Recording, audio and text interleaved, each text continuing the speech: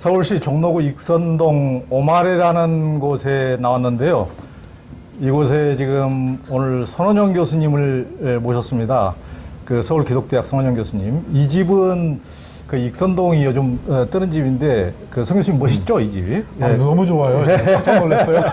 이 집이 원래 네. 그 신영복 선생님의 감옥의 스승. 예. 스승 이구영 선생님 댁입니다. 댁. 아, 그래서 그러시군요. 이구영 선생님이 이제 예. 그 손주들이 이구영 선생님 돌아가신 뒤에 그 식당을 하는데 이제 코로나 때문에 쉬고 있어서 네. 그 제 수십 년 단골인 그 백병원 앞에 죽향 사장님께서 임시로 지금 맡으셔서 지금 하고 있어서 네. 제가 이제 물론 그 우리 이구영 선생님 손주분들도 잘 알지만은 이제 그 우리 정명숙 사장님께 얘기해가지고 이 좋은 집을 우선 빌렸습니다. 이게 그 실은 우리 서울기독대학교 손원영 교수님은 참 이런 여백을 찾아보기 어려운 기독교판에서 너무 고난을 당하신 분이어가지고 여백을 좋아하다 보니까 그 2016년 1월에 한 개신교 신자가 그 경북 김천 개운사 법당에 들어가서 불상을 훼손한 사건이 발생했습니다. 그때 그 성 교수님께서 페이스북에 기독교인으로서 사과의 글을 올리고 개운사 돕기 모금운동을 제안을 했습니다. 순식간에 100여 명이 모금에 동참하고 사회적으로 울림은 컸는데 이 울림을 오히려 학교 측은 이제 성 교수님 신학사상이 뭐 불순하다는 식으로 이렇게 몰아가가지고 그 다음에 2017년 2월에 교수직에서 파면을 시켰습니다.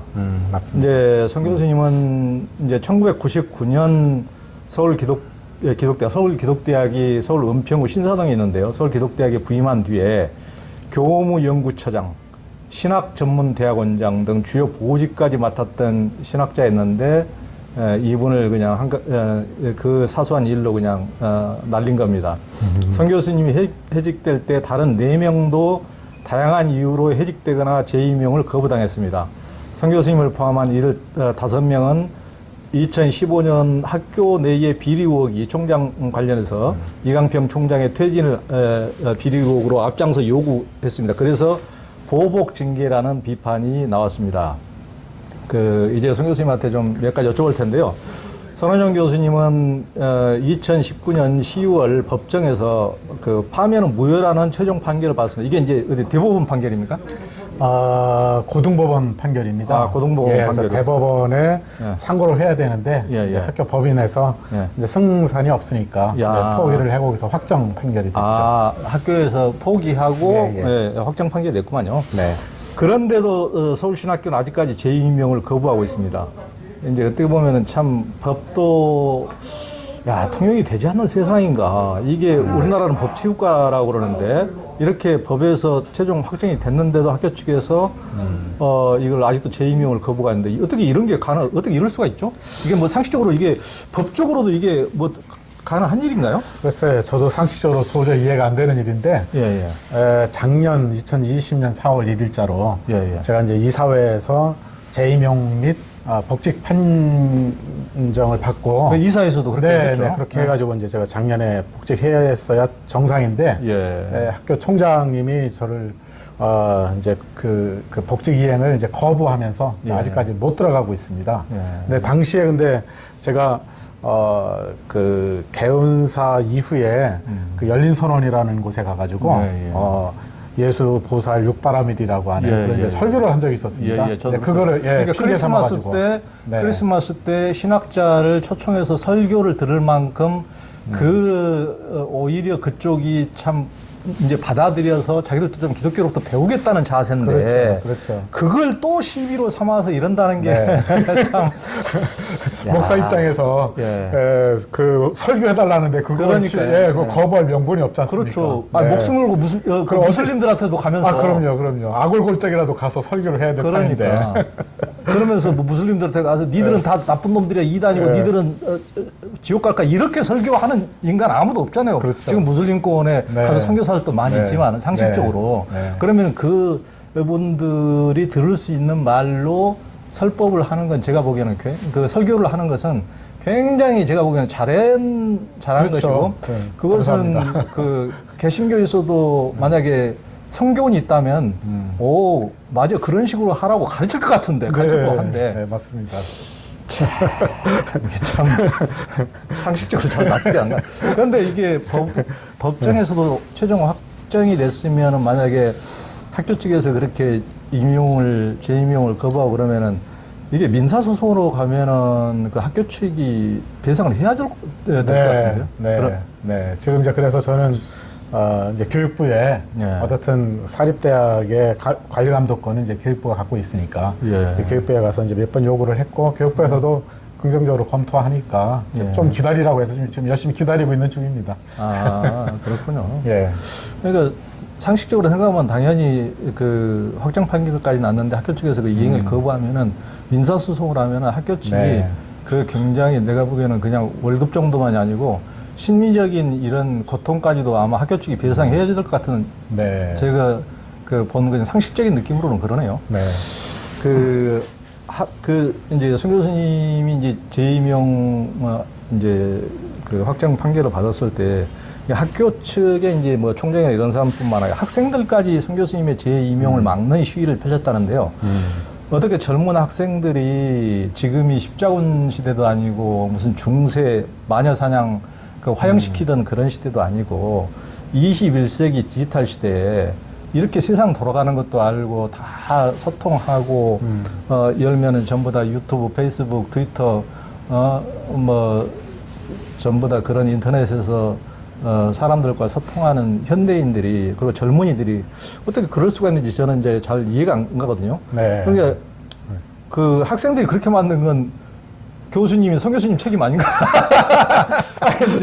그런데 그 뭐 자식도 부모가 마음대로 안 되는 거니까 그건 뭐 전적으로 뭐 얘들 마음까지 뭐 선생님이 움직일 수는 없는 거지만은 우리 학생들이 참 좋은 학생들입니다. 학생들한테 뭐 제가 보기엔 큰 잘못은 없고 이제 다만 학교 측이 그 학생들로 하여금 제 복직을 방해하도록 이렇게 좀 그 시위에 동원하는 그런 측면이 좀 있습니다. 특별히 이제 아니 그러면 오히려 보통 상식적이라면은 그런 학교 측의 총장실 앞에 가서 시위를 벌이는 게 젊은 학생들이 당연한 건데 어떻게 송 교수님을 막는 시위를 하는지 그 이해가 잘 안 가시죠? 정말 이해가 안 이해가 안 가거든요. 돼요. 아니 저뿐만 아니라 다른 사람 얘기를 해보니까 상식적으로 아무도 이해가 안 간다. 그냥 그냥 제 주변에는 그런 이상한 개신교인이 아니고 그냥 보통의 개신교인이어서 그런지 개신교를 또 이 상황을 모르는 다른 분들이 이해를 잘 못하더라고요. 제가 이제 전해 듣기로는 거기에 온 학생들이 이제 학부생들이 아니고 주로 이제 대학원생들이 와서 이렇게 데모를 하는 거예요. 그리고 저희 과 학생들도 아니고 사회복지학과라든지 상담학과라든지 이런 학생들이 온다는 거예요. 그래서 왜 그 사람들이 저를 이렇게 반대할 이유가 별로 없는데 왜 그러냐 그랬더니 이 대학원생들은 특히 박사과정 같은 경우 학위가 있잖아요. 그러니까 교수가 데모하라 그러면 해야 되는 이제 그런 게 좀 작용되지 않았나 싶고 실제로 이제 저의 그 학부 학생들은 제가 4년 전에 해직이 됐기 때문에 저를 아는 학생이 아무도 없어요. 아, 그렇군요. 다 졸업을 했어요. 이미 아는 사람도 없고. 그러니까 이제 그런 게 안면 몰수하고 뭐 그렇게 학교 이제 압력에 의해서 이제 특히 이제 학위라고 하는 그게 좀 매개가 돼가지고 좀 슬픈 우리 대학의 현실이 아닌가 그렇게 생각이 좀 듭니다. 네, 학교 측이 아니 그런다 하더라도 아무리 이제 대학원생들이라 하더라도 그 대학원생들이면 아직도 젊은이들인데 젊은이들이 그렇게 세상 돌아가는 것도 모르고 상식도 무시하고 그 위에 사람들이 시키는 대로만 그렇게 로봇처럼 그렇게 움직여가지고 그 이제 그 근본주의 이제 개신교에서는 굉장히 이제 다원주의나 이런 것을 경계를 하고 이제 하지만은 실은 이제 교회 안에 신앙이 이제 어떤 것이든지 뭐 기독교는 기독교로서 무슬림은 무슬림으로서 불교는 불교로서 자기들의 신앙에 가질 자유는 있지만은 어찌 됐든 우리가 사는 사회는 다원주의를 인정하든 인정하지 않든 다른 민족, 다른 나라, 다른 인종, 다른 종교, 다른 신념, 다른 성별 이런 다양한 또 다른 가치관 이런 사람들이 섞여 살 수밖에 없는 사회거든요. 네, 그렇죠. 그러니까 이런 서로 인정하지 않으면은 이게 도저히 이게 다양한 사회 그 자체가 그걸 인정하고 안 하고의 문제는 아니거든요. 네. 이미 우리는 다양한 사회 속에서 살아갈 수 그렇죠. 없고 맞습니다. 그렇게 함께 공존하기 위해서는 서로를 존중하고 인정하고 이해하려는 노력이 뒷받침되는 그것이 세계 시민으로서 당연한 그것이 인간이 이제 서로를 인정하지 않는 중세 암흑기도 이렇게 거쳐봤지만은 모든 것을 뭐 이렇게 유대인들을 다 죽이는 홀로코스트도 거치고 모든 것을 거쳐면서 인류 민주주의 이 시대에 우리가 가진 보편적인 상식입니다. 네. 그런데 그런 이제 한국 기독교가 세계 시민으로서 갖춰야 될 다양성을 무시하고 이렇게 독선적이고 배타적인 이제 어떻게 보면 안하무인이 된 가장 큰 원인이 뭘까요? 기자님 말씀하신 것처럼 이제 우리 사회가 다종교 사회를 맞고요. 예. 그리고 사실은 제가 보기에 우리나라가 그래도 전 세계적으로 봤을 때 종교 갈등이 그래도 좀 적은 나라가 아닌가. 종교 평화가 그래도 비교적 잘 이루어진 나라가 아닌가. 그렇게 생각은 합니다. 실제로 종교 문제로 해가지고 십자군 전쟁이라든지 또 30년 전쟁이라든지 이런 정말 끔찍한 싸움은 그래도 우리 한반도에서 없었고 또 지금도 그 정도는 아니지 않나 그런 이제 생각은 좀 하는데 근데 이제 근자에 들어서 우리 개신교가 좀 지나칠 정도로 이웃 종교에 대해서 좀 폄훼하는 그런 게 많이 보여가지고 사실은 너무나 마음이 아픕니다. 그 2017년도에 그 동국대학에서 이제 그 한 학위 논문이 나왔는데요. 그 종교 간의 그 갈등을 소재로 해서 이제 쓴 논문인데 1993년도부터 2017년까지 24년 한 25년 정도 기간 동안에 그 회불 사건이 뭐 작은 것까지 다 포함해 가지고 언론에 나온 것들을 정리했더니 407건이라고. 오, 그렇게 많아요. 네. 물론 큰 거는 이제 많이도 이렇게 부각됐지만 작은 거에도 407건이라고 그러더라고요. 생각보다 굉장히 많아요. 굉장히 많은 거예요. 그래서 이 개신교가 그렇게 앞장서가지고 이제 그 회불 사건을 이렇게 일으켰는데 사실 이런 사건을 보면서 불교 측이 그래도 인내심을 갖고 자비심으로 그래도 좀 맞대응을 안 한 게 참 한편으로는 좀 고맙다는 좀 생각은 좀 많이 들고 있습니다. 그래서 정말 큰 싸움이 날 뻔했는데 그래서 정말 불교 측에 정말 감사하지 않을 수가 없고요. 그래서 이처럼 개신교가 이렇게 호전적이고 배타적인 그 원인이 뭘까? 물론 여러 가지 원인이 있겠지만 제가 보기에는 기독교의 지나친 우월주의, 그 다음에 성경에 대한 성경 공부를 많이 해가지고 진정한 성경의 정신을 잘 모르는 성경에 대한 무지, 그리고 독선, 이런 것들이 한국교회 속에 정말 뿌리 깊게 자리 잡고 있는 게 아닌가 그렇게 생각을 합니다. 한마디로 말하면 기독교 정신을 잃어버린 거죠. 네. 그러니까 그렇게 저도 이제 뭐 회불 사건이 많이 발생했다는 게 뭐 저도 이제 20년 넘게 종교 담당 기자를 했지만은 굉장히 생각보다 훨씬 더 많네요. 많죠. 근데 많고 그럼에도 불구하고 이 나라가 이 정도로 종교 평화를 유지하는 것은 제 생각에는 손원영 교수님 같은 건강한 종교인이 있었기 때문에 그렇지. 가령 예를 들면은 그 아프가니스탄에서 바미안 석부를 무슬림 탈레반들이 그것을 폭격해가지고 그것을 파괴했을 때 실은 뭐 불교국가도 그렇지만은 서구 언론들이 더 난리를 쳤거든요. 저건 상식적으로 저건 말도 안 되고 그렇죠. 아주 폭도들이다. 저건 몰상식에도 저렇게 목살응식할 수 있느냐. 서구의 기독교권의 국가들의 시민들이 전부 다 더 화를 분노를 금하지 못했거든요. 저는 인류인으로서 저건 정상적인 인간들이 아니다. 맞습니다. 그러니까 그런 짓을 똑같이 이제 한국 사회에서 이제 되풀이하고 있는 건데 그걸 그러니까 그 예전에 보면은 이제 그 뭐 기독교권들도 굉장히 그 평화스럽고 훌륭하신 분들도 많고 그렇지만 굉장히 호전적이고 공격적이고 십자군 전쟁 이렇게 마녀사냥하고 이런 분들이 이제 또 있고 이제 무슬림들도 또 같은 무슬림들이라고 제가 여행하면서 지켜본 무슬림들은 굉장히 또 평화스러운 분들도 많고 그 반면에 굉장히 호전적이고 그런 분들도 있고 근데 이제 불교권은 대부분 거의 다 평화로웠는데 이제 그 뭐 그런 이제 무슬림이나 이제 불교권도 무굴 제국에서 인도의 무슬림들이 다 파괴되고 다 멸망하지 않았습니까? 그러니까 그런 걸 당하고 여러 번 이제 기독교권이나 무슬림권으로 그런 고통을 당하다 보니까 얼마 전에도 예를 들면은 미얀마 같이 그렇게 지금 이제 민주화 시위가 일어나고 있지만은 그 나라도 그 무슬림족들을 그런 식으로 그 박해하고 굉장히 막 몰살하고 불교인들이 전례 없이 그러니까 불교하고 맞닿았다고 해서 전혀 종교 평화만 유지되라는 법이 없이 그렇습니다. 그렇게 호전적인 사람들이 서로 상대하다 보면은 굉장히 불행한 서로 죽이고 몰살하고 서로 몰살하는 역사의 비극이 되풀이된다는 것을 국제사회가 늘 보여주고 있거든요. 그런데 그런 것을 막는 것은 막아주는 것은 건강한 상식을 가진 종교인들이 예를 들면은 저는 그 송 교수님 같은 분이 있어서 국민의 한 사람으로서 참 고맙게 생각하고 기독교인들도 저는 박수를 쳐줘야 된다고 생각해요. 전부 다 개독이라고 비난을 받는데 야 봐라 기독교에서 그런 목 자르고 이런 사람들도 물론 있지만은 저렇게 양식이 있는 상식적인 분이 있지 않느냐. 실은 그렇게 상식적인 그렇게 하신 분이 제가 보기에는 지극히 정상적인 거예요. 지극히 설사 무슨 그 나이팅게일 기독교에서 나온 이렇게 적십자 기독교 정신으로 나왔죠. 십자 정신은 설사 전쟁 중에 싸우는 적이라 하더라도 만약에 파괴된 건물도 복구해주고 사람이 다치면 치료해주는 게 그 적십자 정신 아닙니까? 맞습니다. 그게 당연하고 상식적인 게 그게 저는 이제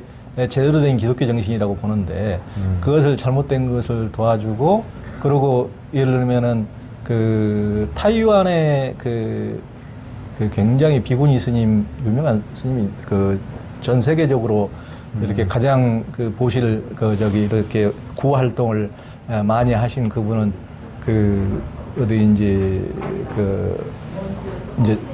중앙아시아 쪽에 뭐 체첸이라는 게 이렇게 막 분쟁 지역에서 파괴된 교회와 파괴된 성당을 이제 불자들이 가서 다 복구해주는 작업을 하고 있습니다. 그렇군요.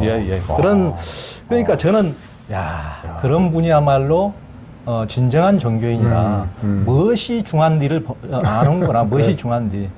아니 자기가 막 그 불교권에도 그런 호전적인 신도 있고 굉장히 막 인도의 신화 보면은 이제 불교를 넘어서 힌두 신화들은 너무 호전적이고 그런 신들이 많거든요. 그런 신을 동원해서 전부 다 전투에서 다 목을 잘라버려야 된다고 한다면은 상대방을 전부 다 제거해야 될 대상으로 악마라고 생각한다면 그들도 충분히 그렇게 할 수 있는데 정반대로 여러분들이 믿는 신앙의 가치가 소중한데 여러분들이 그 근거지를 믿음의 공동체를 잃어버려서 얼마나 슬프겠습니까 하고 교회를 전부 다 복구해지는 일을 한단 말이에요. 그래서 저는 그분 참 대단하다. 저는 그렇게 생각을 했는데 그런 것을 그런 일을 송 교수님이 이제 한국에서도 그런 걸 하는데 그런 걸 하니 한국 기독교의 건강성 다른 분들이 보기에 한국 기독교는 역시 내 신뢰를 그렇게까지 내가 잠시 뭐 어떤 특별한 면에 있어서 뭐 세습하거나 부패한 것만 봐가지고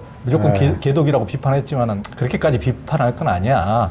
정말 알고 봤더니 실은 내 주변에도 건강한 기독교인들이 너무 많았고 정말 선행하시는 분들이 얼마나 많았어. 그런다고 뭐 몇 분이 그렇게 잘못한다고 그렇게까지 비판할 건 아니잖아. 저렇게 또 건강한 분도 있잖아. 이렇게 개신교의 전체적인 그 인상을 이미지를 개선시키는데 공을 세웠다고 정말 이렇게 이제 칭찬해줘야 되는데 오히려 이걸 뭐 거의 이단으로 완전히 막 몰아치다니 저는 이게 그게 저도 좀 많이 맞다 보니까 진짜 잘못한 게 아닌가 그런 생각을 할 때가 있었어요. 개신교의 그 아주 조금 중대형 교회 목사들이 이제 모여가지고 어떤 단체를 만들어서 이제 제가도 이제 기자를 이제 이제 뭐 기자 전체는 30년 넘겠지만 종교 담당만 대한민국에서 제일 오래 했죠. 아마 세계적으로도 종교 담당만 저처럼 오래 한 사람도 거의 없을 겁니다. 근데 이제 오래 하다 보니까 이제 설문조사를 이런 식으로 이제 좀 자세한 이제 한국 기독교가 어떤 식으로 이 너무나 나빠진 이미지를 좀 개선시킬 수 있겠느냐 이런 식으로 저한테 이제 묻기도 하더라고요. 그래서 이제 제가 보기에는 그런 피상적인 이미지를 막 쓸데없는 뭐 광고를 하려고 생각하나 뭐 포장을 하려고 화장빨로 뭘 하려고 생각하지 말고 정말 이런 이런 짓, 이렇게 정말 건전한 상식을 되살리고 성 교수님 같은 분을 오히려 칭찬해 주지 이런 분을 그 왕따시키는 이런 게 다른 사람들이 보기에는 그냥 정상적인 사람들이 보기에는 아, 저 집단은 행동을 못할 집단이야. 그렇죠. 저건 도대체 말이 안 통하는 말이 안 통하거나 이렇게 생각해 버린단 말이에요. 그렇죠. 그러니까 이미지가 맞아요. 결정적으로 타격을 받기 때문에 그분들이 참 안타깝습니다. 네. 안타깝고 정말 저도 이제 저희 뭐 어머니를 비롯해서 이제 형제간 가족들이 전부 다 교회를 나가는데 정말 조금 성 교수님 그런 식으로 왕따시키고 좀 파면한 그런 데와 관련된 교회 나갈까봐 솔직히 겁나요. 교회를 나가더라도 그런 교회는 조금 나가면은 이건 사람의 이게 정상적인 그게 맞습니다. 인성이 갖춰지기 어렵지 않을까 이런 생각이 드네요. 네. 그 이제 손혜정 교수님은 이제 그 개신교인의 잘못을 이렇게 대신 사과하고 아주 정상적이고 합리적이고 도덕적인 삶을 실천했다가 이제 학교 측으로 이단으로 멀리서 전개를 당했는데요. 그가 이제 성 교수님이 이런 고난의 시기를 건너며 만들고 싶은 교회를 이제 책으로 냈습니다. 내가 꿈꾸는 교회라는 이 이제 이번에 이제 이런 책이 나왔는데 그래서 표지가 예쁘죠? 예, 표지 예쁩니다. 아주 예쁘고 하여튼 꿈을 갖다 이렇게 상징하려다 보니까 뭐 꽃도 나오고 뭐. 성 교수님이 굉장히 그 이렇게 고난을 당하면서도 표정이 이렇게 뭐 죽을 상이 아니고 아유, 나름대로 감사합니다. 이렇게 유지하고 있으시다는 게 참 너무나 다행으로 보이는데 성 교수님 어떻게 해서 이 책을 쓰게 됐습니까? 네. 제가 이제 2017년 해직됐잖아요. 예. 해직되고 나가지고 뭘까 이렇게 고민하던 차였는데 그때가 마침 종교개혁 500주년이 되는 해였어요. 2017년. 그래서 이제 루터의 종교개혁을 많은 사람들이 이제 기억하고 또 뭐 기념도 하고 막 그러는데 저도 이제 그 해에 어느 날 이제 루터를 좀 생각을 해봤죠. 근데 루터가 종교개혁을 일으킬 당시의 그 가톨릭 교회의 상황보다 사실 지금 2017년 당시 한국 교회 상황이 더 나쁘면 나빴지 좋은 게 아니더라고요. 그래서 굉장히 부끄럽기도 하고, 야, 이거 참 너무 안타깝더라고요. 그래서 좀 이제 저도 루터를 좀 한번 흉내를 한번 내봐야 되겠다. 그래서 루터가 95개조를 당시에 그 가톨릭교회 문제점들을 중심으로 해서 95개조 방방문을 이제 썼지 않습니까? 그래서 저도 비슷하게 좀 흉내를 내서 상황이 조금 더 안 좋으니까 한 100개쯤 적어보자 해가지고 이제 어느 날 밤에 저녁 식사 후에 이제 적기 시작했어요. 한 100개. 그래서 내가 꿈꾸는 교회는 좀 이거를 극복한 이런 모습이었으면 좋겠다. 해가지고 적기 시작했는데 진짜 뭐에 홀렸는지 100개 딱 적고 나서 보니까 아침 7시더라고요. 어이구. 밤을 꼬박 새우셨네요. 꼬박 샀어요. 밤새는 줄도 모르고 적기 시작했어요. 네. 정말 얼마나 가슴 밑바닥에 그것이 참 신기하죠. 정말 새로운 네. 교회에 대한 열망, 새로운 교회를 꿈꾸는 마음이 얼마나 가득했는지 그게 방증이네요. 네. 오. 그래가지고 이제 적고 나서 이제 루터는 비텐베르그 성당에다가 붙였잖아요. 그래서 저는 이제 성당 대신에 세계의 열린 창이라고 하는 페이스북에다가 그렇죠. 네, 제가 이제 올렸습니다. 그리고 이제 한 주에 한 학씩. 그리고 이제 2년 반 정도 쓰니까 100개 다 썼더라고요. 그래서 이제 이렇게 묶어낸 책이 바로 이 책입니다. 네. 아, 그렇군요. 그 손혜정 교수님은 또 한국 영성예술협회를 만들어서 거기서 이제 댄스 동아리까지 결성해서 네. 한 달에 한두 차례 회원들과 커뮤니티 댄스를 줬다고 들었는데요. 아니, 그냥 모시기는 춤 잘 출 것 같아요. 아니요, 춤 못 춰요. 저도 잘 못 추지만. 근데 춤은 좋아합니다. 이렇게 이제 그 성 교수님이 인생의 목적을 노동에서 놀이로 바꾸면서 적지 않은 변화를 겪었다고 하시는데요. 그렇게 노동이 아닌 놀이의 방점을 둔 것은 이제 신학 공부를 하시면서 문제의식을 느낀 때문이라고 그러면서요. 네, 맞습니다. 사실 저도 보수적인 가정에서 좀 자랐거든요. 그래가지고 예를 들어서 뭐 주일 성수 엄격하게 제가 해야만 했고요. 그 다음에 또 뭐 교회에서는 심지어 웃어도 안 되고 왠지 모르게 좀 아주 조용하게 이렇게 보내야 되고 또 우리 이제 어머니 같은 경우는 주일날은 뭐 빨래도 해서는 안 되는 그런 일종의 약간 청교도적이고 곤욕적인 그런 그 분위기 속에서 어릴 적에 자랐거든요. 근데 신학 공부를 하면 할수록 그게 아니라는 생각이 자꾸 드는 거예요. 특히 이제 예수님 말씀에 그런 말씀 있잖아요. 안식일이 사람을 위해서 안식일이 말이 조금 꼬이는데. 맞아요. 저도 그 구절 아주 좋아합니다. 그죠. 그래서 그러니까 사람이 안식일을 위해 있는 게 아니라 안식일이 사람을 위해 있다. 그렇죠. 그러니까 예수님의 그 말씀을 그렇죠. 제가 가만히 생각해 보니까 그렇더라고요. 근데 언제부턴가 모르게 이상하게 이게 바뀐 거죠. 그래서 이 성과 속이라는 게 물론 우리가 구분은 할 수는 있을지는 몰라도 이게 분리될 수는 없구나. 이제 그러면서 제가 제 선생님인 유동식 교수님을 이제 만나 뵙게 되고 그분의 이제 풍요신학을 이제 천천히 공부를 하면서 그 핵심에 하나님에 대한 이해 핵심에 아주 엄격한 진리라든지 어떤 도덕 뭐 이것보다 더 중요한 건 뭐냐면 아름다움. 하나님에 대한 어떤 아름다움. 하나님은 아름다우신 분이다. 어떤 이런 생각을 많이 갖게 됐어요. 그러다 보니까 물론 노동도 중요하지만 노동에 앞서서 놀이하시는 하나님에 대한 이해.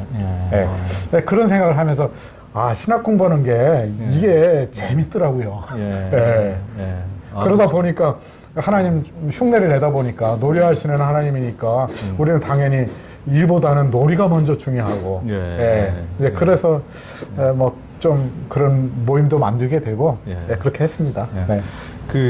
제가 보기에는 다른 성현들보다도 더군다나 이제 부처님 불교의 이제 석가모니 같은 경우는 굉장히 뭐 수행이나 마음에서 아주 대단하신 분이고 뭐 엄청나신 분이지만은 제 생각에는 조금 재미가 없으시는 좀 측면이 있는데 예수님이 가면 늘 파티예요. 그러니까 모든 비유가 잔치잖아요. 잔치. 그러니까 예수님은 제가 또 너무 이제 그 점이 제일 마음에 들었는데 물까지 술로 바꿔서 예수님 별명이 먹보요 술꾼이라고 하는 별명이 있잖아요. 그러니까 물까지 포도주로 바꿔서 제가 좋아하는 포도주를 이렇게 만드시니 그리고 이제 항시 식사 같이 하고 이렇게 어울리고 대화하고 맞습니다. 그런 면에서 그러니까 살아가는데 뭐가 중요한지 서로 이제 하모니, 코이아노니아 이제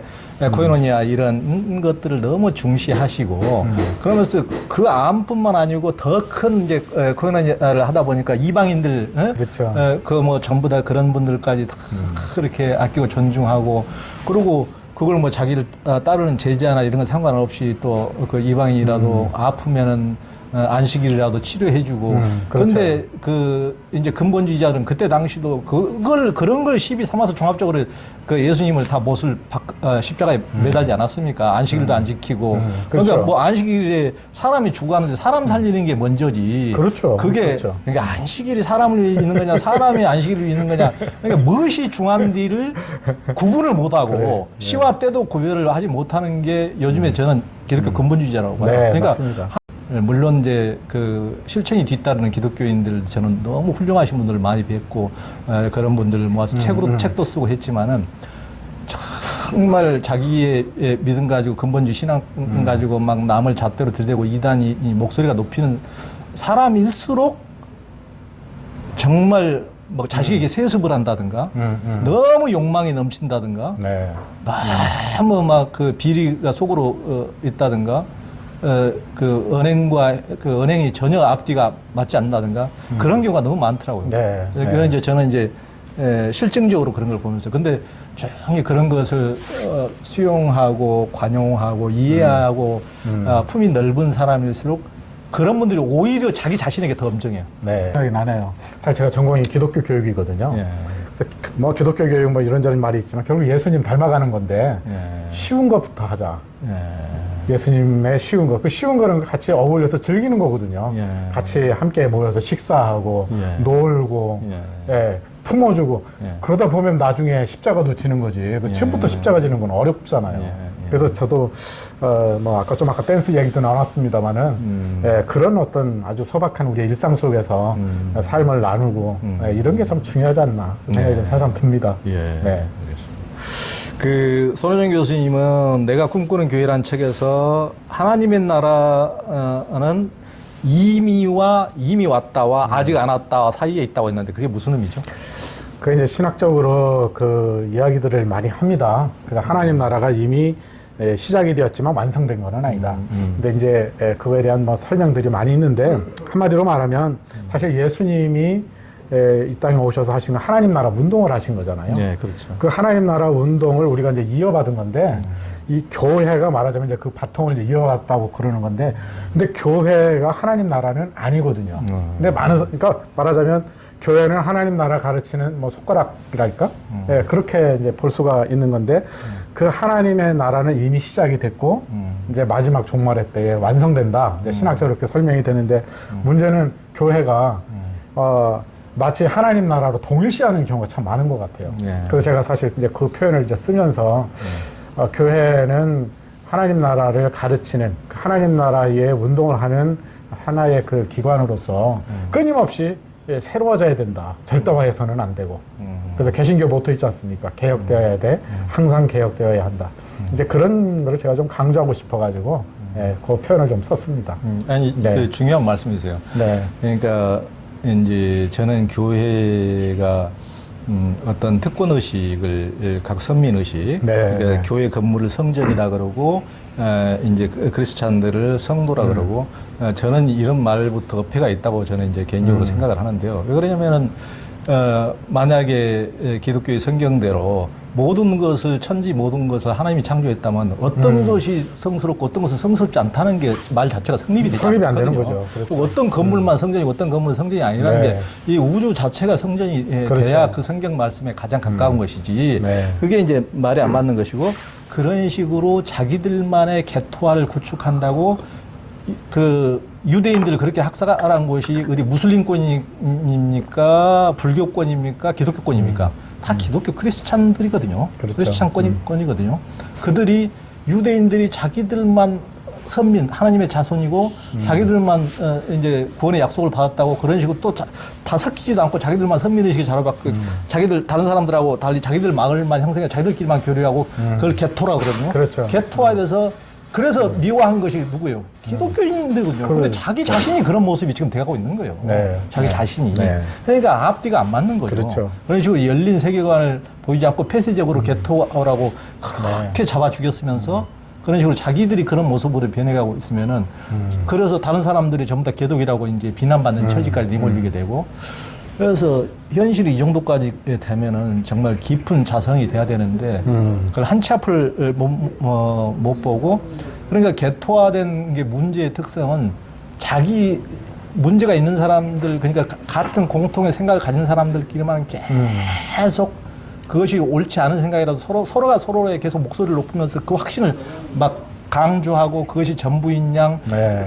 그럴수록 제가 보기에는 기독교에서 제일 꼬집는 이단이라고 하는 거 사이비 집단이라고 하는 것일수록 그런 거거든요. 그렇죠. 자기들만이 그렇죠. 구원을 네. 받는다. 네. 자기들만이 네. 무슨 1200명이 구원을 네. 받느니 무슨 3600명이 네. 구원을 받느니 12000명이 구원을 받느니 이런 식으로 12만 명이 구원을 받느니 이렇지 않습니까? 그렇죠. 자기들만의 네. 개토화 세계가 네. 그래서 계속 서로 이제 뽕 맞은 것처럼 서로를 이렇게 하는 거거든요. 네. 확신범을 서로 주입시켜 주는 거거든요. 네. 그러니까 외부에서 봤을 때는 그거 아니야 이렇게 하는데 계속 그 수많은 사람들이 함께 모여 있으니까 전혀 그 깊은 확신 네. 속에 이제 더 내몰리는 거죠. 그러니까 참. 그 교회 절대주의라고 하는 게 사실은 큰 폐해가 있어가지고 신학적으로는 오래전에 이미 폐기된 건데 예. 아직도 개신교에 목소리 크신 분들이 그걸 너무 강조하다 보니까 마치 하나님 나라 물론 교회 안에 하나님 나라 우리가 체험을 하지만 그 자체는 아닌데 말이죠. 네. 절대화하고 그래서 말하자면 교회 밖에는 구원이 없다. 예. 이제 그런 이제 논리인 거죠. 예. 네. 그러니까 이제 아까 말씀하셨다시피 이 모든 천지 만물을 하나님께서 창조하셨다면은 그것을 안과 밖이 원래 없는 거거든요. 그렇죠. 그렇죠. 네. 이제 손혜정 교수님을 대하는 근본주의적 신앙인들의 비성적인 행태는 건강한 시민이라면 누구도 납득하지 못할 겁니다. 근데 성 교수님은 책에서 종교는 결코 비성적이거나 불합리한 것이 아니라면서 미신화한 교회를 벗어나야 된다고 했어요. 네. 그러니까 독일의 비판 철학자 하버마스의 하버마스. 의사소통 네. 이론을 네. 들으셨던데. 네. 우리 지금 현대 사회는 이제 이성 중심 사회잖아요. 어쨌든 뭐 포스트 모던 이야기도 나오지만 어쨌든 다 이성이 중심인데 그렇기 때문에 종교도 이성적이다라고 하는 거를 저는 사람들에게 그 소통을 해야 된다. 그렇게 생각을 합니다. 그래서 그 하버마스가 의사소통 행위 이론에서 이야기한 게 그런 점에서 이성은 소통적 이성이다. 이제 그런 측면을 많이 강조를 했거든요. 그래서 저는 이제 기독교라고 하는 종교도 세상과 소통해야 된다. 이제 그런 생각을 가지면서 그분의 이론을 제가 이제 좋아합니다. 근데 그분이 그 의사소통 행위론에서 소통이 되려면 세 가지가 있어야 된다고 얘기를 하거든요. 첫째는 뭐냐면 논리적이고 문법적인 어떤 객관성이 있어야 된다. 그래서 문법과 논리라고 하는 측면에서 객관적 진리성이 있어야 되고 두 번째는 내가 말하는 게 내가 전하고자 하는 그 메시지가 그 사회의 관습이라든지 소위 말하면 상식에 어느 정도 부합돼야 된다. 라고 하는 그런 일종의 규범적 정당성이 있어야 된다. 이런 얘기를 하고요. 그 다음에 이제 세 번째는 내가 말하는 게 저 사람에게 설득이 되기 위해서는 말하는 사람의 진실성이 있어야 되는 거죠. 예, 그래서 거짓말하지 않고 나름대로 좀 진정성을 보이는 이런 노력들이 있어야 된다. 이런 이제 이야기인데 사실 이 세 가지가 소통하기 위해서는 다 중요한 거라고 생각이 듭니다. 근데 제가 생각하기에는 지금 우리 현실에서 지금 한국 교회 상황에서 보면은 말하는 한국 교회가 신뢰를 못 주는 거죠. 사회적 신뢰감이 바닥이다 보니까 이제는 교회와 세상이 소통하기가 참 어려운데 그 원인은 교회의 신뢰가 바닥을 쳤기 때문에 이제 바닥이기 때문에 교회가 이제 무슨 얘기를 해도 이제 안 믿는 거죠. 예. 그래서 저는 이 의사소통을 위해서 교회와 세상 간의 소통을 위해서 저는 우선 빨리 사회적 신뢰를 좀 회복하는 작업을 교회가 좀 해야 되지 않을까 그렇게 생각을 합니다. 그게 이제 미신을 벗어나는 거죠. 그렇죠. 예, 예. 교회가 하도 그 일반인들이 보기에 납득이 안 가니까 그걸 뭐 저도 이제 기사를 쓰면은 뭐 이제 그 기독교에서도 정말 훌륭하신 일을 하시는 분들도 있고 그러니까 그런 기사를 써도 막 사람들이 막 험한 댓글을 쓰기도 하고 저한테까지도 그러고 뭐 얼마 전에는 또 그런 일도 있었어요. 예를 들면은 그 카톨릭에서 명동 성당에 이제 노숙자들을 위한 밥집을 했는데 거기서 이제 제목을 제가 그 교회가 교회다워지고 있다라고 이제 명동 성당 신자들이 자기들의 멘트예요. 자기들 말을 이제 제목으로 우리 편집자가 그냥 딴 건데 그래서 인터넷판에 그게 나왔는데 댓글이 수천 개가 달려가지고 저를 비판하는 거 왜냐면 그걸 성당을 교회라 그랬다고. 교회가 저렇게 훌륭한 일을 할 이유가 없는데 왜 성당이라고 해야지 교회라고 그랬냐 새끼야 뭐 이런 식으로 막 욕을 하면서 그러는 거예요. 그러니까 아니 왜 그러냐면 그러죠. 맞아. 교회 저 성당도 자기들이 교회라 그러거든요. 처치라 그러고 교회라 교회 맞는데 그걸 뭐 또 자기들 멘트예요. 자기들 그 카톨릭 신자들의 멘트야. 교회가 교회다워지고 있다고 멘트를 그대로 했을 뿐인데 막 보는 사람들은 왜 개신교 교회도 아닌데 교회라고 그랬냐. 저렇게 좋은 일을 하는 것을 교회라고 이름 붙여줬는 너 기독교인지 너 뭐 그래가지고 뭐 다른데 좋은 일을 하는 것까지 기독교의 긍정적인 의미로 갖다 붙이려고 그러는 거지. 이런 식으로 막 비판을 하는 거예요. 그래서 너무 그것도 말도 안 되는 소리여가지고 너무 당황스러운데 그러니까 비판하는 사람도 너무 기독교에서도 정말 훌륭하게 사는 사람들이 제가 보기에는 실은 엉뚱한 인간들이 소수고 훌륭하게 사는 사람들이 참 많기도 한데 이제 그런 사람들이 이런 식으로 막 어거지 부리고 뭐 그 성교 스님을 막 핍박하는 이런 사람들이 기독교를 전체로 사람들이 생각해 와볼 수밖에 없는데 뭐든지 이제 어떤 이미지 효과가 있잖아요. 그런 식으로 뭐 큰 교회가 무슨 세습을 했다 그러면 그게 이미지가 전체 기독교 악영향을 사람들의 이미지에 미치듯이 이런 것들이 이제 그러니까 그게 이제 다수의 많은 사람들 좀 선행하고 참 크리스찬으로 사는 사람들까지 욕을 먹으니까 제가 너무 이제 그건 참 안타깝더라고요. 맞습니다. 교회가 무슨 일을 해도 지금 믿지 못하는 시대가 돼버렸으니까 그 신뢰를 빨리 회복해야 되는데 그게 소통의 출발이라고 생각을 합니다. 그 성 교수님은 종교가 세상과 소통하기 위한 세 가지 조건을 제시를 했는데요. 뭐 이건 뭐 그냥 제 개인적인 사견인데 어쨌든 우리 한국적인 상황에서 네. 제가 이제 세 가지 얘기를 했는데 첫째는 뭐냐면 공동선을 좀 추구했으면 좋겠다. 아까 우리 기자님께서 개토라는 표현을 쓰셨는데 지금 교회가 개토화됐거든요. 네. 근데 실은 교회는 공공성이 있는 그 측면을 있거든요. 그래서 공적 신앙이라는 말도 우리가 이제 종종 쓰는데 그런 측면에서 저는 우리 한국 사회의 지금 공동의 목표를 위해서 정말 협력하는. 근데 과거에 보면 그런 예는 꽤 있었습니다. 가장 대표적인 경우가 이제 3.1운동. 그렇죠. 대한의 독립을 위해서 당시에 교회와 또 천도교, 불교 같이 힘을 합쳐가지고 그렇게 했거든요. 그 다음에 독재 시대에 또 민주화 운동도 많이 했고. 그래서 저는 이러한 그 공공성을 빨리 좀 회복하는 작업을 교회가 좀 해야 되지 않나. 이게 세상과 소통하는 중요한 측면이고요. 예. 또 하나는 우리 대한민국의 국민, 신자만이 아니라 우리 대한민국의 국민들의 의식혁명을 위해서 말하자면 일종의 양심 발달이라고 할까? 예, 양심 사회가 구현되기 위해서 좀 소통하는 일에 우리가 좀 앞장섰으면 좋겠다. 그래서 사실은 종교심 밑바닥에 그 양심 운동이 다 있지 않습니까? 그렇죠. 그래서 기독교의 어떤 영성 훈련을 강조함과 동시에 이웃 종교들이 또 그런 거 하고 있다면 좀 배우기도 하고, 예를 들어서 템플 스테이를 우리가 기독교인이지만 한번 좀 참여해 보기도 하고 뭐 이런 노력도 한번 해보고요. 그다음에 그 기독교의 진리는 나름대로 공공성이 또 있기 때문에 그거를 함께 배우는 노력을 좀 했으면 좋겠다. 예를 들면 최근에 뭐 인문학 운동들이 많이 있지 않습니까?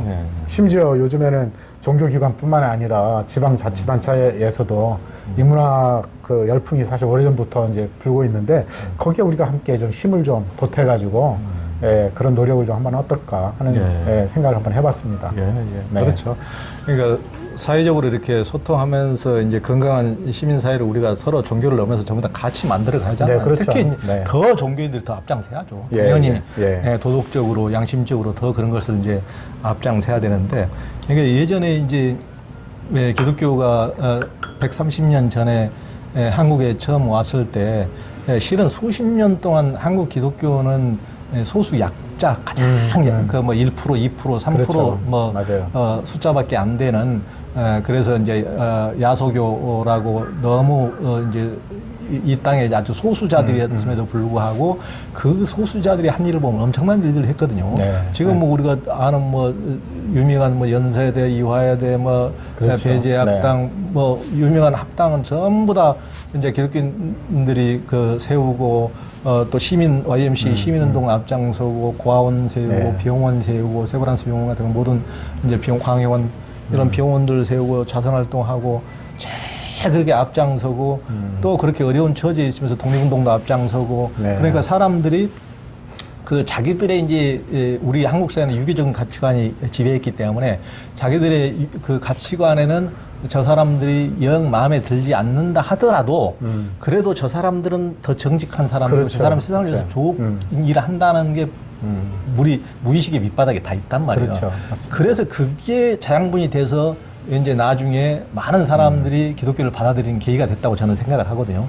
그런데 지금은 오히려 기독교인 하면은 오히려 예전에는 기독교인은 아무래도 내가 사람을 채용하려도 기독교인을 채용하는 게 저 사람을 더 훨씬 더 거짓말도 안 하고 정직할 것 같으니까 이렇게 생각했는데 오히려 지금은 아니야. 기독교인은 말도 안 통해. 상식이 없어. 지만 옳다 그러고 다른 사람 뭐 이런 거. 다른 사람들하고 소통도 안 하려고 그러고 전부 다 폐쇄적이고 이런 식으로 오히려 사람들이 생각해 버린단 말이에요. 그러니까 그건 작업자득이라고 생각합니다. 그건 자기 스스로 자기가 그렇게 만든 거예요. 그러니까 방금 이제 그 소통하는 법을 스스로 이제 깨고 나와야죠. 그런 개토, 알이 계란이 21일 이상 계속 머물러 있으면 썩어버리잖아요.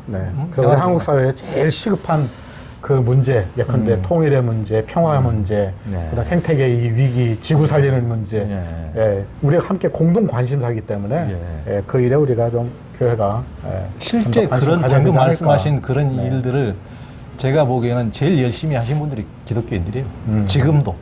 근데 그런 것들 너무 좋은 일을 해도 너무 어거지스러운 소수 기독교인들이 기독교 전체 이미지를 너무 그냥 사람들이 답답해. 저도 성 교수님 그 유튜브 보면서 다른 사람들이 보면은 기독교인 숨 막혀.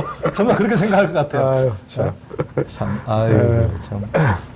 지금도 얼마나 그 이 사회를 위해서 환경운동이고 뭐 네, 다른 네. 운동, 녹색운동 또 자선운동 이런 것들을 기독교 헌혈운동 뭐 기독교인들이 가장 많이 하죠. 네. 대표적으로 그런 걸 하면서도 그것을 소수가 그렇게 어거지스러운 억지스러운 것 때문에 그것조차도 전부 다 욕을 먹는 상황이니 참 안타까울 뿐입니다. 네. 그 예전에 근본주의 기독교인들이 이제 당군상 목을 막 잇따라 잘라서 갈등이 심화된 적이 있었는데요. 송 교수님은 이제 여기 내가 꿈꾸는 교회에서 네. 이제 개천절도 지키는 이제 공동체를 얘기했어요. 전통 문화와 기독교가 어떻게 조화를 이룰 수 있을까요? 사실 제가 그거 쓰면서 이것도 욕 먹는 거 아니야? 당연히 저 근본주의자들은 또 욕하겠죠. 또 욕하겠죠, 그죠? 예. 사실은 당군산 뭐 옛날에 훼손하는 문제도 이제 있어서 마음이 아프고 그랬는데 사실은 그리스도와 문화의 이 관계 문제는 오래된 신학적 주제이고 특별히 20세기 신학의 아주 중요한 그 화두였습니다. 그래서 뭐 잘 아시겠지만 그 리처드 니버라고 하는 사람이 이미 1951년도에 그리스도와 문화라고 하는 책을 썼어요. 거기 보면 이제 그리스도와 문화의 관계가 뭐 크라이스트 어게인스트 컬처냐, 그러니까 뭐 대립적인 관계냐, 아니면 어부처처 똑같은 어떤 동일시의 관계냐, 아니면 위에 어버브 철치, 뭐 저기 뭐 하여튼 그래서 어버브냐 또 패러독스냐, 그다음에 변혁, 트랜스폼의 관계냐, 그래서 이 5가지 그 패러다임을 한 적이 있거든요. 그래서 이제 그분이 그 5가지 유형론을 제시를 하면서 마지막 5번째가 바람직한 그리스도와 문화와의 관계다.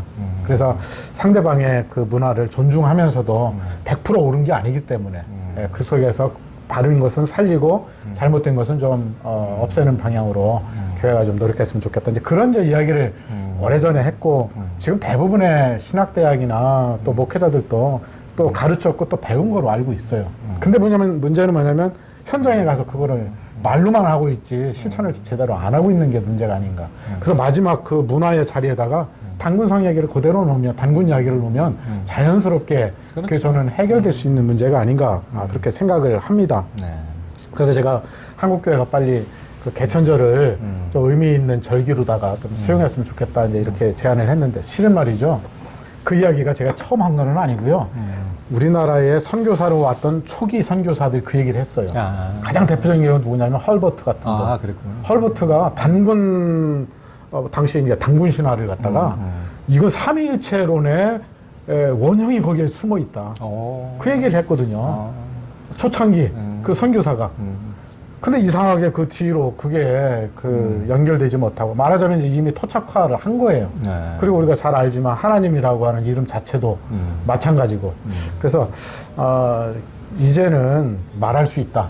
저는 그렇게 생각을 하면서 이제는 그 초기 우리 선교사님들이 오셔가지고 그 우리 한국 문화를 존중하고 또 한글을 소중하게 여기고 했던 것들 이런 것들을 우리가 다시 좀 살려서 진정한 의미에서의 한국적 교회를 좀 세웠으면 좋겠다. 그래서 제가 그 상징적인 의미로 개천절을 우리 교회에서 좀 절기로 좀 지켰으면 좋겠다. 이렇게 제안을 했습니다. 네. 그게 이제 뭐 가톨릭이 이제 그 개신교가 프로테스탄트가 생기기도 전에 이제 오래된 성당들이 이탈리아에 가면 너무 많은데 이제 1000년이 넘은 성당들이 많은데 그 성당에 보면은 그 제일 오래된 성당 중에 하나의 그 벽에 보면은 뭐가 있냐면은 그 로마 신화의 노물루스 그렇죠. 그 늑대가 이제 우리는 이제 곰이 이제 인간으로 그렇죠. 환생해서 이제 당군을 낳았다고 그러는데 환웅과 결혼해서 거기는 이제 늑대가 그들의 시조거든요. 늑대가 그렇죠. 늑대가 이렇게 딱 그 성당에 이렇게 있어요. 그러니까 그들도 이제 그 원형을 이제 그대로 받아들여서 성당 건축물에 활용할 정도로 그렇게까지 했거든요. 그러니까 우리나라에서 이제 이 나라가 뭐 전혀 정신 문명이 없었던 나라가 아니고 그럼요. 어떤 수천 년 된 이런 정신 문명의 근간이 있었던 나라인데 이걸 싹 무시하고 이것을 미개인처럼 이렇게 대한다는 것은 이제 말이 안 되는 거죠. 말이 안 되는 지금 거죠. 생각해도 당군의 그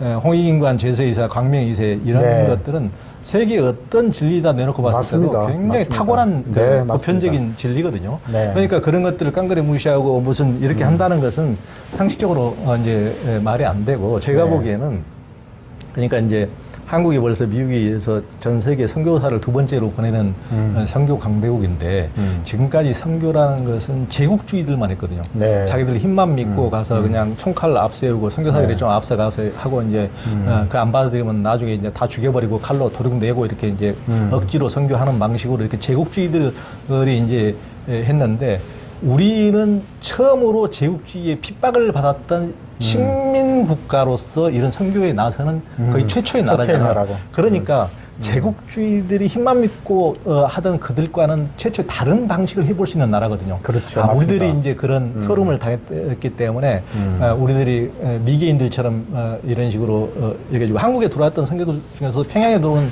미국 북장로의 측은 이것은 완전 미개인들로 취급하고 감도로 이제 그 명동학교나 이런 쪽으로 들어온 것은 캐나다 연합교회에서 그렇죠, 맞습니다. 굉장히 네. 한국 문화를 존중하고 존중하고 상호 존중 네. 배워야 되고 이런 네. 식으로 그 마테오르 씨처럼 이런 네. 생각을 가진 사람들이 왔거든요. 그러니까 맞습니다. 그런데 우리가 따라야 될 것이 어떤 북장로의 한국 교회를 지금 지휘하는 네. 그런 방식 다른 나라 가지고 무조건 니들은 무식하고 미개인이고 네, 야만족이니까 맞아요. 무조건 그 저기 깡그리 다 따라 뭉개고 이렇게 하는 방식을 취할 것인가. 네, 네. 우리는 그런 제국주의가 아니고 우리는 아픔을 충분히 겪어본 약소 민족으로서 살아왔기 때문에 전혀 진짜 그 똑같은 식민지였던 이스라엘, 예루살렘, 네. 이스라엘, 유대 민족처럼 그런 그리스도의 골갱이를 복음을 제대로 힘만 믿고 나중에 로마 제국식이 아니고 그렇죠.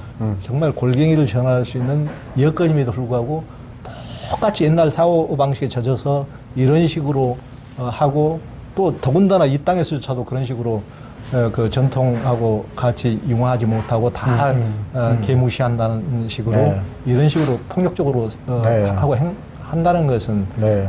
아까 그렇죠. 제가 말씀드렸지만 헐버트가 한국에 와가지고 하나님을 전하려고 한국에 왔는데 이미 와서 보니까 이미 하나님을 그렇죠. 처음부터 섬기고 있었다라는 거죠. 그래서 천신민족이라고 그러지 않습니까? 그렇죠. 그러니까 정말 이거에 대한 깊은 성찰과 그렇죠. 그리고 우리 한국인에 대한 일종의 자부심 예, 이게 기독교 복음 안에서 충분히 가능한 건데 예, 그걸 정말 잃어버린 게 너무 안타까워요. 지금 우리 한국교회가. 그게 안타깝죠. 여기 보면 원래 그런 우리 민족 안의 어떤 천선 민족 의식, 하늘 신앙, 하나님 신앙이 없었다면은 동양 최초로 기독교에 이렇게 그럼요. 쉽게 빨리 네. 접근이 될 수가 없는 될 거죠. 수가 없는 그러니까 거죠. 그런 네. 것이 아주 좋은 그런 것들 스스로 자기들이 버려버린다는 것은 정말 안타까운 일이죠. 네. 너무 식견이 너무 짧은 거예요. 네. 너무 깊이가 없고. 그리고 이제 선영 교수님 앞으로 하고 싶은 일, 향후 삶의 계획은 굉장히 어려운 질문이신데요. 네. 사실 그 프랑스 철학자 중에 들레즈라고 뭐 요즘 꽤 이제 인기 있는 철학자인데 그분이 그런 말을 했습니다. 사유는 사건으로부터 시작된다. 이 생각이라고 하는 것은 그냥 고요히 앉아서 생각한다 해서 생각되는 게 아니고 사건이 벌어졌을 때 비로소 사유가 시작된다. 그런 얘기를 한 적이 있거든요. 근데 그 말이 진리더라고요. 왜냐하면 제가 개운사 사건이 없었더라면 제가 과연 종교평화라고 하는 이 일에 과연 이렇게 뛰어들 수 있었을까. 그렇죠.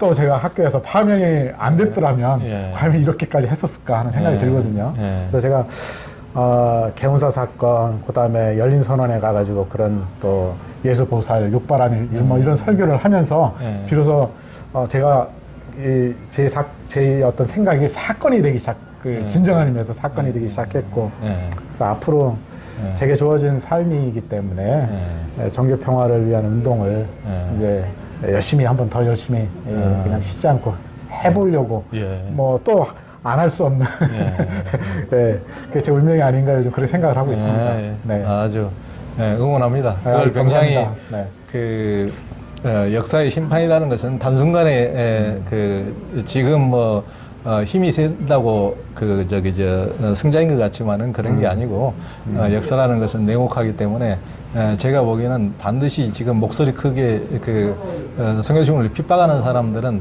앞으로 10년 뒤만 되면 지구멍 자기는 전혀 그런 얘기 한 적 없다. 자기가 말한 흔적을 다 지우려고 난릴 겁니다. 그래 하여튼 그렇게 될 수밖에 없는 필연이에요. 네. 그런 날이 빨리 왔으면 좋겠습니다. 응원합니다. 감사합니다. 감사합니다.